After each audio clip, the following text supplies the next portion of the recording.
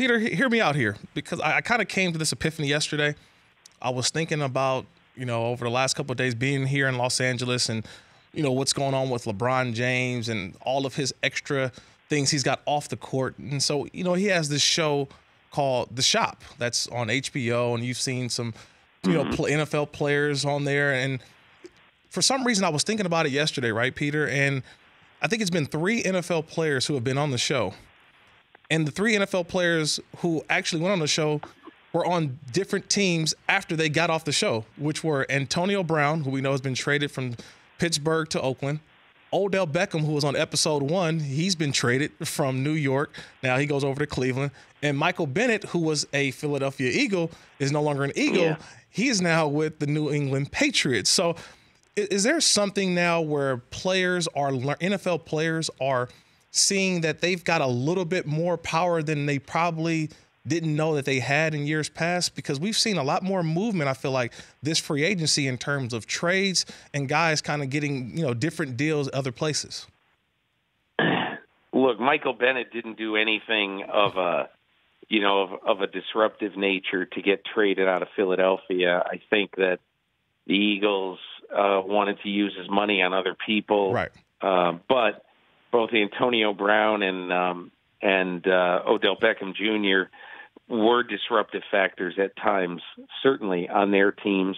And in fact, I believe Antonio Brown did that to get out. Odell Beckham Jr., I don't know whether he did or not, but he certainly was disruptive at times. Drew Rosenhaus was on my podcast last week, and he talked about this exact thing. He said, I would hope that if there's one thing that was accomplished with the Antonio Brown story over a long period of time, 2 or 3 months, that it is that if you're in a situation you don't like and you're willing to take some risky and potential image damaging consequences, you can get out of where you want to, where you are. Now, not every team is going to accommodate you. I am convinced, Kirk, yes, that if the Cleveland Browns did not put Jabril Peppers in that trade package for Odell Beckham, that Beckham would not have been traded. And I was told that absolutely. So I mean, we're all saying that, well, Odell got what he wanted. He got out of New York for whatever reason. I don't know why somebody who, loves the fashion scene goes to Paris and sits on runways and whatever. It's bizarre to me that he would be making noise and seemingly being a disruptive factor with the Giants. But be that as it may, he's out of New York now, and I think part of the reason is that he was a squeaky wheel. It's the same thing as Antonio Brown. But, Kirk, I think if players are going to do that and if they want to do that, they have to be willing to be very strong and to take an incredible amount of public acrimony, fan hatred, all that kind of stuff for that to work. If they're not willing to be unpopular, then they're going to have to suck it up and stay on the teams where they are. Oh, you said the word unpopular, which kind of leads me to my next question, Peter. An unpopular player was kind of sacrificed yesterday, and that unpopular player would be Vontaze Burfict. He was released by the Cincinnati Bengals. Zach Taylor, new head coach, comes in and talks and says, hey, it's kind of a mutual agreement almost that it's better for him to get a fresh start and us as the Cincinnati Bengals get a fresh start. There will be a market, I feel, for Vontaze Burfict. Obviously, one of the leading candidates says, oh, he looks like a Raider, plays on a Raider. What would that dynamic look like with Vontaze Burfict, Antonio Brown? And we know the history between those two, between the Bengals and Steelers. But if the Raiders were to sign Vontaze Burfict, can we just sign a petition that we want the Raiders as Hard Knocks for this season, please? Like, let's just go ahead and start the petition now, Peter, because that is must-see TV in a summer in which we love access. How great would that be? The Raiders, all their deals, Antonio Brown and Vontaze Burfict. What I think would be really interesting about that, and that's the first thing I thought of is, and I don't know the answer to this question. I should, but I don't. Mm-hmm. John Gruden has great regard for his defensive coordinator, Paul Guenther. Paul Guenther obviously had been in Cincinnati. Right.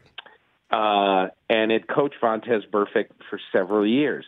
I do not know if Gunther is telling Gruden, hey, listen, let's take this guy, give him a prove-it contract, and if it works out, he'll be a really good player for us, and if not, we just let him go. That's the thing, Kirk, you know this, right. Because you had to deal with it. In the NFL, if you don't give a guy a lot of guaranteed money, and you sign him in April, let's say, okay, you don't have to pay him anything other than expenses right until Labor Day. It's a free look. Imagine this. Imagine having Vontaze Burfict around your team for 5 months for free, basically. And again, for free, I mean, I'm talking about what you have to pay a guy in training camp, all that other stuff. Yeah, the per diem that we got. The little per diem that we got. But players don't start getting paid their regular salaries until week 1 of the NFL season. Right. So in other words, if you signed Vontaze Burfict, let's say the Raiders did this, okay? I mean, if you sign him today, you do not have to pay him a salary for almost 6 months. And that's why I think that if Paul Gunther went in and told Gruden, hey, let's give it a shot, what do we have to lose? There is nothing to lose.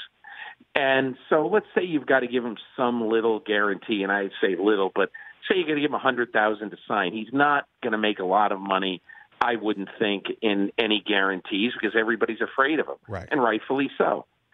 But I think he'd be an interesting gamble for some team to take because when he plays, he is a top third impact linebacker in the league.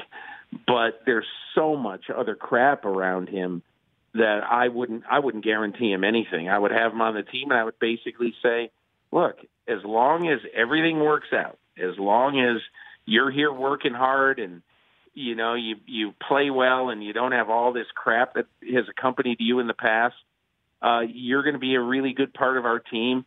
Per week roster bonuses, blah, blah, blah. But once that other stuff starts, you got to get rid of them. That's the way I do it with them. So that's a yes on Hard Knocks, right, Peter?